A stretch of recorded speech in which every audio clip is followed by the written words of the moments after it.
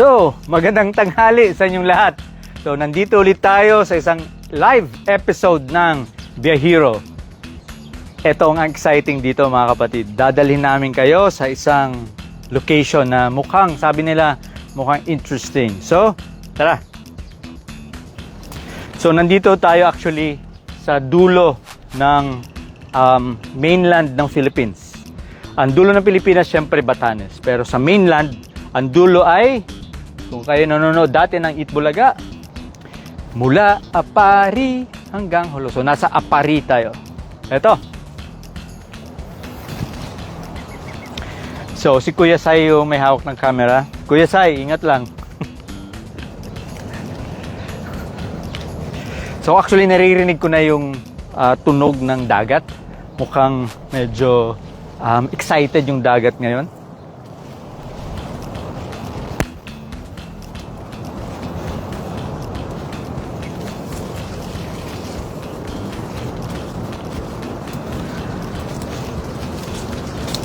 Lapit na!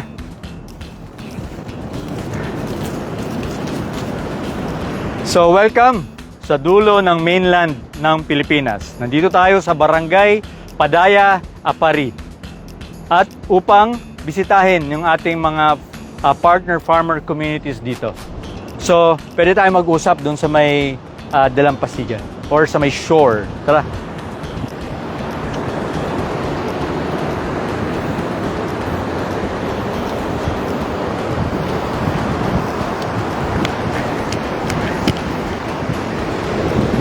Ano ang pangalan nyo?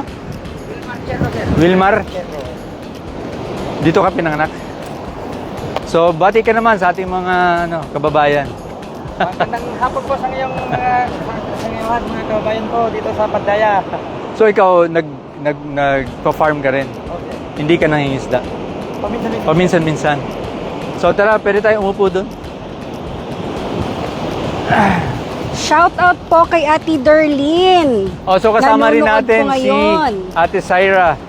Hi everyone! Sino na pa-shout out? Si Ate Darlene. Nanonood po siya ngayon. So, pwede ka, upo kung gusto mo. Dito lang kasi baka abutin tayo ng... Kasi yung tubig hanggang dito. So, baka dito ka lang banda. Okay, so nandito ulit tayo sa Barangay Padaya sa Apari. Maalala nyo, yung kwento nito ay nung 2018, nung sa bagyong Ompong, yung Team GK nag-respond para puntahan yung ating mga kilalang mga barangay at isa doon yung Padaya. Yes. Wala pa tayong engagement at the time, pero noong pumunta tayo dito, we were welcomed open hearts dito sa barangay at nag-conduct tayo ng mga feeding programs, ng relief operations. And for a good number of months, GK was able to establish presence here. Pero ang pinaka-interesting is that nakita natin yung lakas ng kanilang komunidad, nakita natin yung lakas ng kanilang samahan. At doon na napatunayan na napakahalaga ng komunidad, lalong-lalo na lalo sa mga pamilya na nakakadanas ng kahirapan, importante na may kasangga. Kaya ang Gawad Kalinga,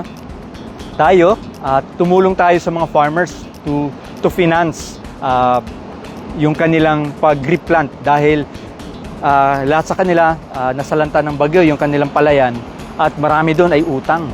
Marami doon ay ilang beses ng utang at nag-failure. So, kaya yung bilang mga Pilipino, hindi man tayo eksperto sa mga ganung bagay, pero yung nagdesisyon tayo na baka naman pwedeng sumubok na magbigay tayo ng financial assistance na unang-una walang interest. Yes. Pangalawa, na ang kanilang contribution ay padugo. Na meron sila i-contribute hindi para interest pero para lumaki yung kanilang pondo. At yung mekanismong yon ay nakapaloob, ang pundasyon ay tiwala.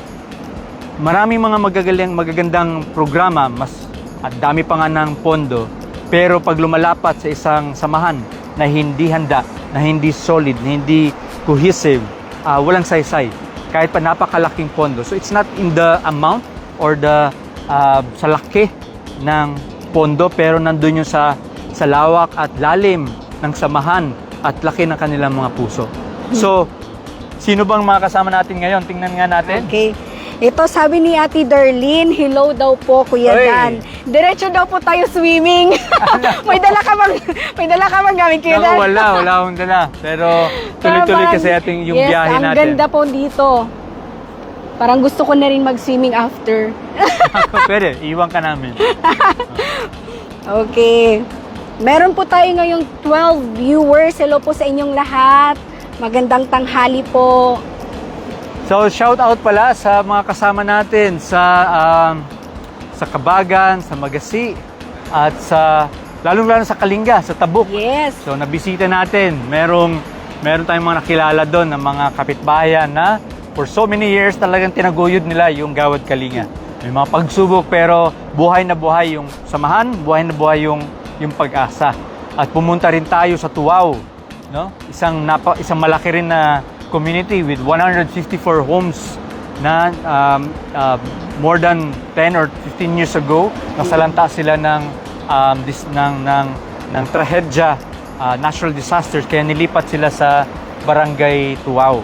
At ngayon, nakita natin na they're a thriving community. So maraming salamat din po sa mainit na pagtanggap. Pati na rin sa LGU ng Rizal, Kalinga, no? Nakakatuwa, makikita nyo, I'll post a trivia na meron palang, akalain nyo yun, merong rhinoceros fossils na natagpuan sa Rizal, Kalinga. At ito hindi basta-basta fossil o isang piraso, it's in situ, meaning on-site, meaning kung saan namatay malamang yung rhinoceros, doon din natagpuan, eksaktong posisyon, yung iba-ibang mga parte ng mga buto. So hindi bulalo, hindi na pwedeng gawing bulalo, pero nandun, preserved, nasa National Museum. Pero napakahalagang palaisipan kasi those fossils is at least 700,000 old. 700,000 old. And more exciting is that, at malalaman nyo sa next post natin, meron natagpuan ng mga tools na mukhang ginamit sa doon sa mga bones. Yes. So malamang may mga tao dati na o baka kinuha yung mga karne at ginamit yung tools na yon. But that's 700,000 old. Meaning, pero yung Homo sapiens, yung mga modern day tayo, Homo sapiens, only existed for 300,000 years. So, meron na pala dito sa Pilipinas na mas yung tinatawag na mga hominins, yung mga mas nauna pang mga ancestors ng modern day Homo sapiens or ng mga tao. So yun, abagan nyo yan. So sino na yung mga kuya, kasama natin? Ngayon po, marami-rami na po. Ayos po. Ayos po Kaya naman. live. Thank you, kuya. Yes, maraming salamat po kuya. Kasi Okay. hanggang dito yung tubig, baka matabunan. Okay, marami-rami na po yung nakikikwentuhan sa atin ngayon. Shout out po muna tayo kay Tita Melinda Kaadlawon. Hello po from Bagak, Bataan. Kumusta po kayo Bagak. dyan? Pupunta kami dyan. Yes, nanonood din po si Tita Yuni Cubio Tanodra. Watching from Hugo Perez Gawad, Kalinga. Wow. Cavite. Yes, and sabi ni Kuya Eman, happy lunch daw sa inyo. Wala pa Ang yung ating panito. Wala pang lunch. Gutom muna, diet muna. Trabaho muna. Perfect attendance si Kuya Eman tama. simula nung umpisa. Meron po dito si Tita Judith from Missionville, Tibanga, Iligan City. Mayong hapon diha sa atong mga kaigsunan Hello po. sa Iligan City. Yes, so Missionville. watching din po. Wala lang dito yung hinahanap niya. Pero hello po kay Charlotte Tambor. Yes. Nanonood po siya. Hello. So, si Lester nandun sa dagat. Nag-interview ng mga Nauna farmers doon sa rice fields. Yes. And we also have here Watching always from GK Paradise. Ingat kayo lagi from Tita Cora Gidayawan. Hi, Hello Tita po. Cora of Paradise Heights, Kumusta Manila. po kayo? Ayun, medyo dumadami-dami na. So yun po, no? Now, again, nandito tayo sa Barangay Padaya, Apari. Yes. Dati-rate sa jingle ng Itbulaga. Lumaki ako na ano lang siya, parang lugar mula Apari hanggang Hulo. This time, mas special dahil nakilala ko yung asosasyon, yung Irrigators Association ng Padaya na sinasabuhay yung likas Pilipino na mga katangian, yung padugo, yung bayanihan, at lalong-lalo na yung una sa serbisyo, huli sa benepisyo. Imagine, yung pondo nila mas lumalaki dahil hindi lang sa kanilang padugo, hindi interest yung kanilang binibigay. Kapag naghihiram sila ng kanilang pangtanim, ang binibigay nila ay padugo, hindi interest yun. Dahil iniipon yung padugo para mas lumalaki, mas dumadami yung pwedeng maghiram. At hindi lang yan, ito ang matindi. Meron silang tinatawag na walang iwanan. Bawat zone, bawat grupo ng mga farmers na humihiram dun sa pondo, hindi pwedeng humiram kung merong isang membro na hindi pa nakakabayad. Kaya kailangan nilang pagtulong-tulungan para silang lahat sabay-sabay makahiram. Kahit may isang maiiwan. Para sa kanila, walang iwanan. Kaya dapat sabay-sabay na umuunlad na walang iniiwan. Napakagandang katangian na sana maging aral para sa ating lahat na madali tayong magsabi, ay walang pag-asa ang Pilipino, ganyan talaga mga Pilipino, talaga hindi mapagkakaisa, laging magulo.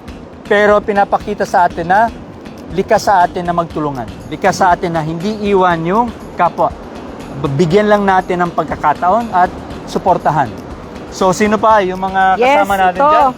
Si watching from Dinagat Island, si Wow. Kuya Keith Amoroto. Ay, ganito ba yung dagat nyo sa Dinagat? Meron bang kayong ganito? Meron kasi surfing. May pwede mag-surf din dyan. At saka Yes. Siargao.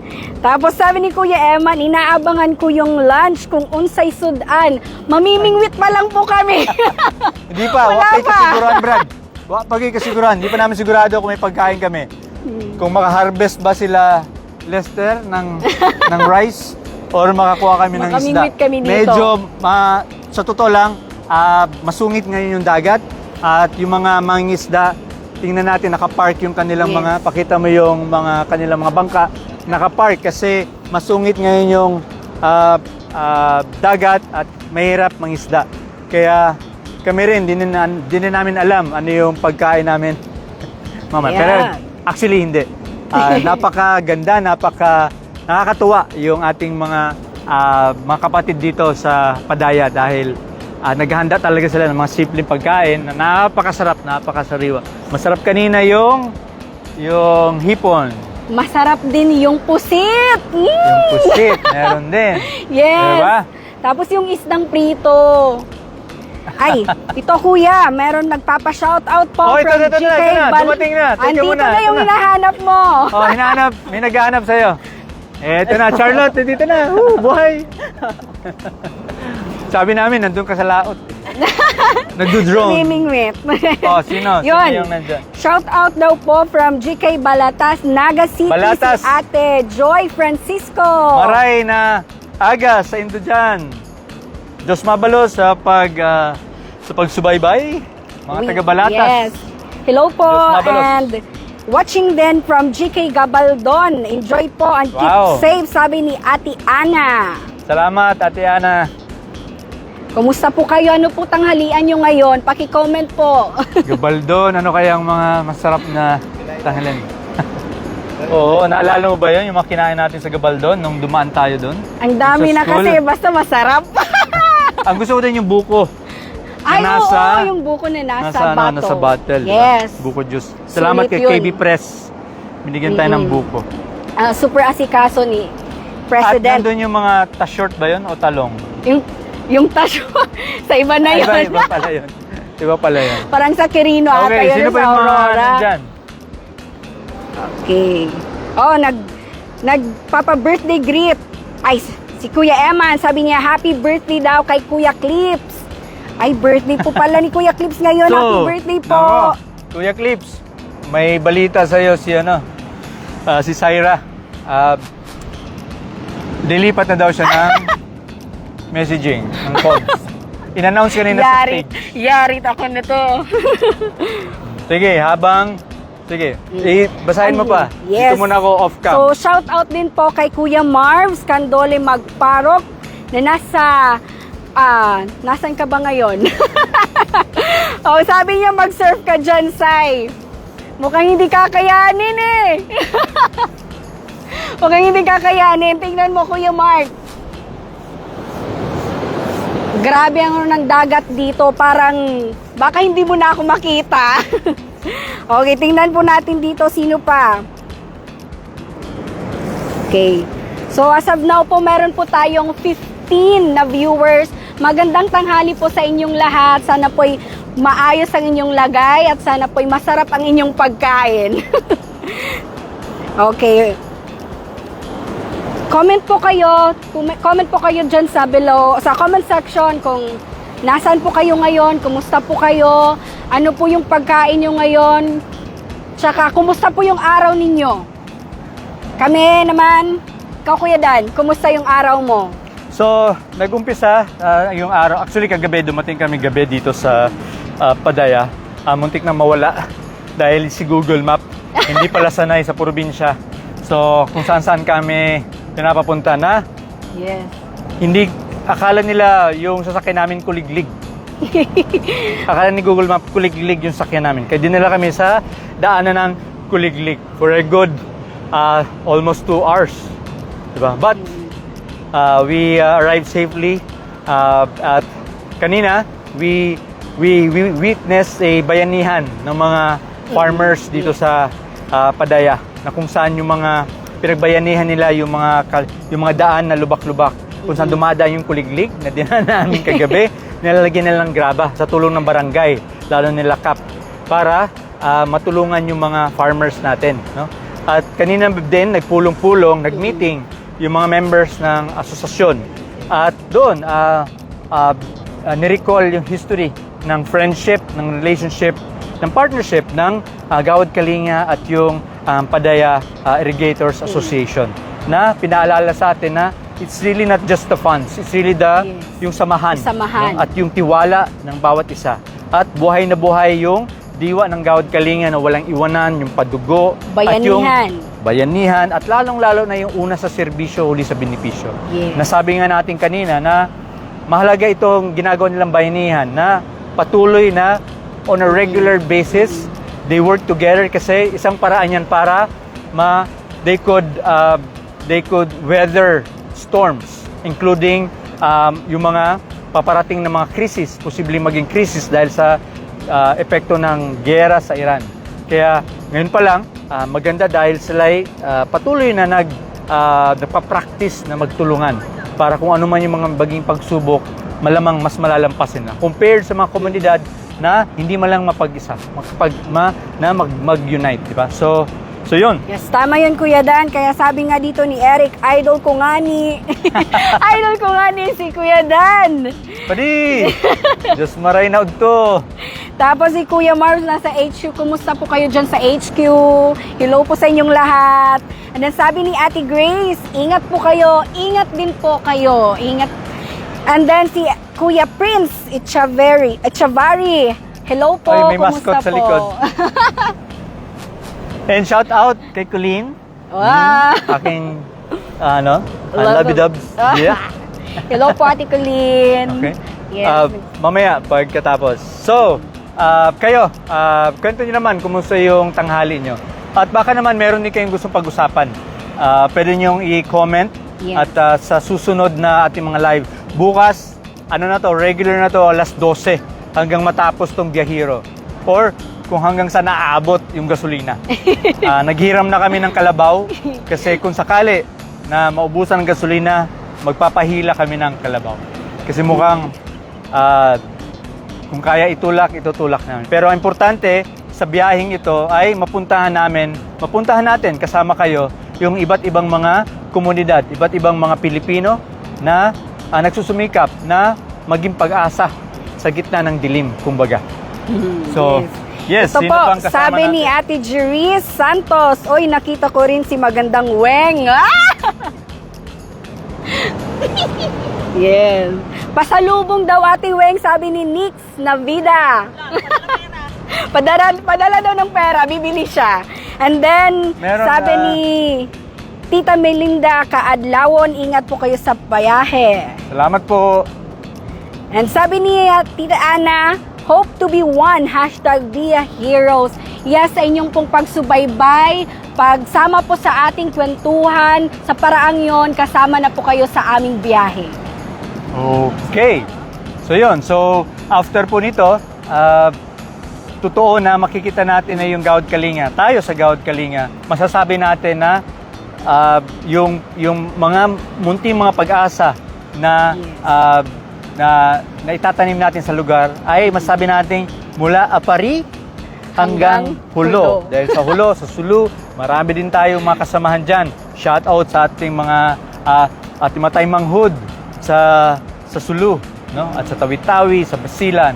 So kaya kaya inaanyayahan namin na every day. Hindi man tayo magkasama-sama physically, pero samahan nyo kami every 12 noon at 30 minutes lang to. Kasi ayaw naman natin na si Eman masyadong magutom. Dapat kumain siya, makakonsentrate sa kanyang pagkain. Kaya 30 minutes lang to na konting delay sa paglamon natin. Pero sama-sama tayo at i-celebrate yung oneness natin. While we weather this crisis, while we weather these storms that come our way. Okay? So, meron pa ba tayong mga Yes, meron nagpapabati? dito. Sabi ni Ate Darlene, magpakita ka daw lagi, Ate Weng. Magpakita ka nga ni. Yes, and then sabi din ni Ate Aileen, hello po Ate Aileen, Hello, maniog to Ate. daw. Agay. Ano po yung tanghalian nyo ngayon? Sa minuto diha. Ay, Sa paniod to. hulaan ko. Nyohong. Ano Ano yung yan? nyuhong? Explain mo ng nyohong. Paki-comment po. Doon naman sa Cebu, pero kabalo sa nyohong ang tao. Ay, murag familiar. Paki-comment po, pa-explain. Yes. So mamaya, after ng Apari, actually may mga bibisitahin tayo. Hopefully, i-share din namin yung mga kwento nila. May mga bayani na nandito, hindi lang yung mga farmers, pati yung public school na kausap natin. So abangan yung mga kwento nila mamaya. At didiretso tayo papuntang Ilocos. Doon naman, sa Solid North. Joke lang. See you po sa So, pupunta Ilocos. sa Ilocos, yung ating mga kapatid dyan. Makikitulog din tayo sa ating community dyan sa Lawag. So, abangan nyo po kami at didiretso tayo after Ilocos, Ilocos Sur, papunta sa La Union, Pangasinan, at sa iba pang mga lugar sa Pilipinas, lalong-lalo na sa Visayas at Mindanao. So, hihiram kami ng bangka dito. Pwedeng wala daw gasolina papadala lang kami sa Alon. Baka Malakas naman yung alon o kayang-kaya padala ka na sa Leyte. Kami naman, baka diretso na Mindanao, maghiwa-hiwalay tayo. Diba? Mas tipid. Chat-chat Okay? na lang. Yes, sino pa man dyan? Ayun. Sabi ni Ate Ana, yung tanghalian daw nila ay pakbet at isda. Pakbet. Kung Yes. sa Ilocano pa, pakbet. Pakbet. And then shoutout daw po from Kuya Toy from Lawag City, Uy, GK nasa Lawag Namnama. Okay, so magkita tayo, Kuya Toy. Yes. Ihanda mo na yung Kita mainit na kits. tubig para sa kape. Sino pa? Grabe, ang ganda po ng dagat. Sabi ni Ivan Limbang, ganda ng dagat dyan, Kuya Dan. Shout out sa GK, Arceo Ascot, Batangas. Arce, wow, Batangas, nandito. Yes. Nice. Malayo-layo na po.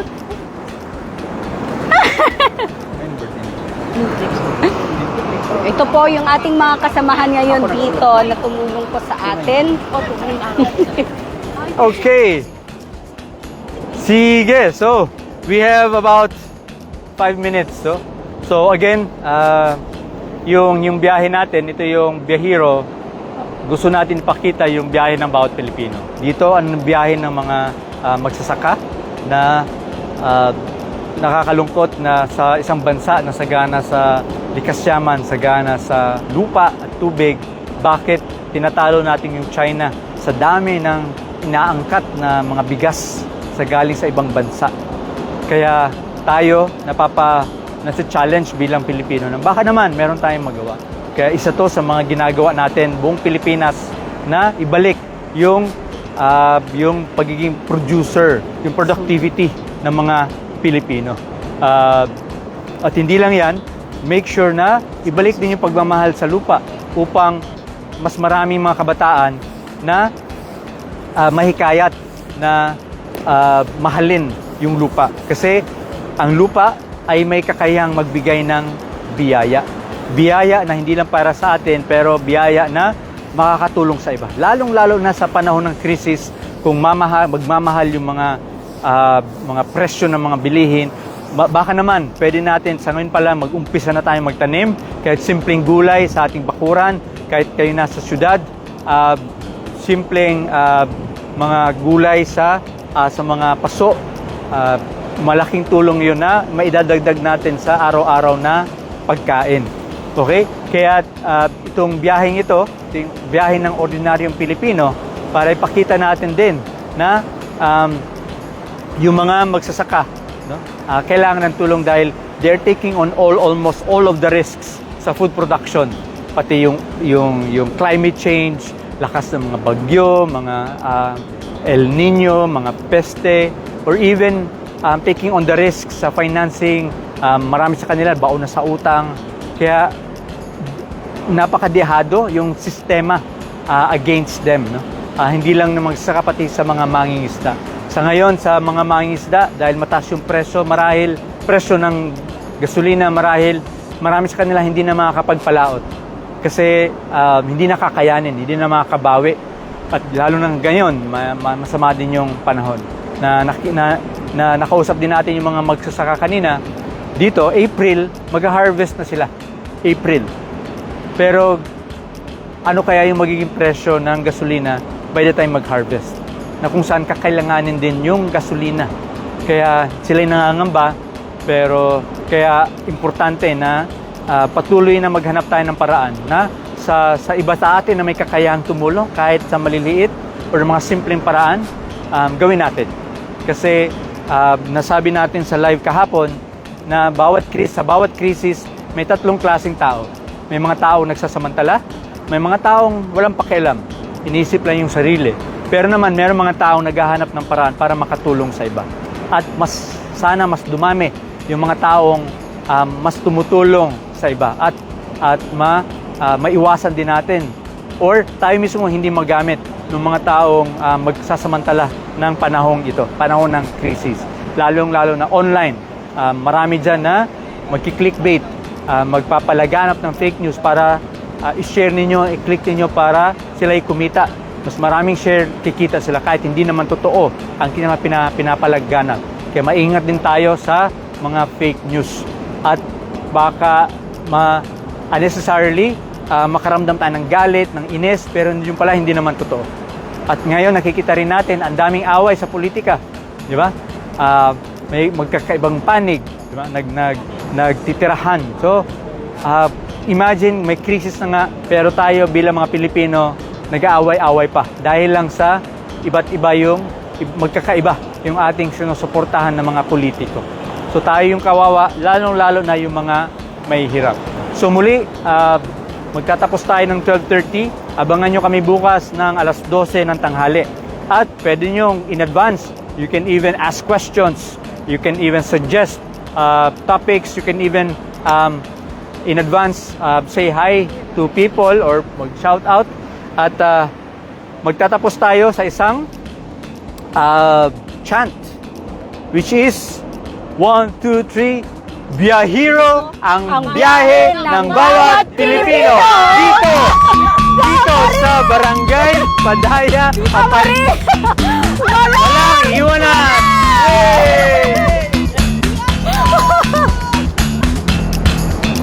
Ang likot.